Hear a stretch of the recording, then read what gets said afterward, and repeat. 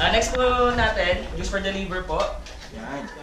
Yan naman yung pag lagi umiinom. Paano po? Pag lagi umiinom. Apo. Ayan, so videoan natin, pre. Videoan na pa, umiinom. First ingredients po natin, carrots po. Meron po siyang beta-carotene po.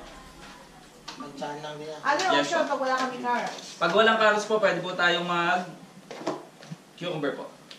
Okay. Pag wala po. Pero po dahil may carrots tayo, hindi po tayo mag-aala. Next po, apple po. Yun. Ang apple po, very low in cholesterol po siya.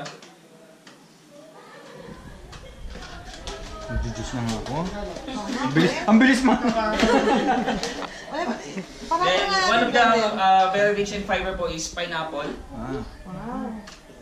Sarap. Only here in Tagaytay? Yes po. Para po natin yung ganun, no? Yung... Then, dito po sa nurture, may tinatawag po tayong Pusay. kale. This is kale po. Ah. Ito po yung tinatawag naming superfood po. This is kale, queen of greens po siya. Mataas po yung fiber content niya, mataas po yung calcium niya kaysa sa kahit anong milk. Mas mataas din po yung protein niya. Meron po siyang vitamin A, vitamin C, vitamin D, vitamin K din po. Mataas po siya sa vitamin C po.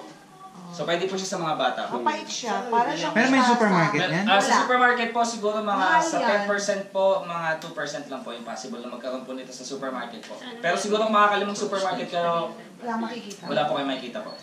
So, mga sandaan. Kale, queen of greens. Meron po kaming sa Salcedo po. Sa Makati. Opo, meron po kami. Mapait yan. Pagka, Substitute niyan. yun po, pagka wala pong kale, mag-mix na po tayo ng carrots, cucumber, tsaka po yung malunggay po. Pero hindi ko po sinasabi na parang kaya yung tumbasan yung pinaka-nutrient content po ng isang pirasong kale po. Pero alternatives lang po yun. Kaya pala mahal yan. Mahal yan.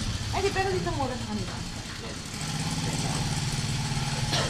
Then 30 ml po ng ating citrus po. Any kinds of citrus po, pwede pong yung po pure calamansi, orange, lemon dayo po. Actually, pwede din po yung passion fruit. Add lang po ulit tayo ng water. Ano may lasa? Tapos beer. Ayan, no? Okay. Uy, ito pala yung orange. Parang Shanghai. Then one of the technique po, pagka magbe-blend po tayo sa bahay, at least 1 minute lang po yung pagbe-blend po natin. Kasi may tinatawag po tayong enzymes po. Ang enzymes po, after 1 minute, once na-blend po, namamatay po siya after 1 minute po. So pagka magbe-blend po tayo, wala pa po sa 1 minute, dapat tapos na po. Bawal sumobra.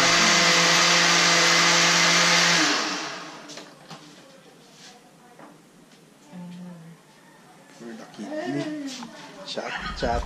Yung reaction mo naman, Sir Dan, ha? Pagkasukin ni Sardan. Wala pa naman yan. Pangingin na naman. Okay na. Gusto ko yan, may bula. Sige, ganyan. Uy, parang beer lang. May bula, no? Nakakalasing mo. Ganda ng bula, Okay, galing. kuya na. Okay. Dami pineapple. Ayos din eh, no? Wellness, madam, no? Wellness lang. Wellness la. Pwede natin siya. So, pag kumain ka nito, hindi ka nakakain ng kanin. Yun po ang pinaka-the best po kasi dyan, pag mag-detox po tayo. Pwede na po siyang gawing pinaka-meal nyo na po. And then one of the idea po, pagdating po sa vegetable, pinaka-the best po siyang kainin ng raw. Kaya kung, for example, yun na po yung pinaka-meal nyo, in the whole day po, the best po yan. Kasi po, mentality po ng tao na once nagutom tayo, kumain tayo ng isang pirasong bread, which is 100 grams. Ang isang pirasong bread po, pag kinain natin, for example, naubos natin, isipin natin gutom tayo. Baka mamatay tayo, nagugutom ako. Pero hindi po, mentality Pwede pa mag-refill, sir. Instinct lang po ng tao. Refill lang. Pag kumain tayo ng isang 100 Kuya, grams pa-refill. sa isang buong araw, na bread, Tatapon ni Kuya. ibig sabihin nyo parang inisip natin na, kumbaga may laman na po yung tiyan natin. Nagugutom lang tayo ng nagugutom kasi inisip po natin, nagugutom Nakuha ko tayo. eh. Pero sugar kasi ang bread sugar pa rin. Depende po, kung wheat bread po, depende po sa gawa. Depende. Yes po. Kasi meron din pong sugar na wheat bread, wala pong sugar po. Tatapon Kaya nang na sa nurture po, nagagawa po kami ng loaf bread, pero wala pong sugar po.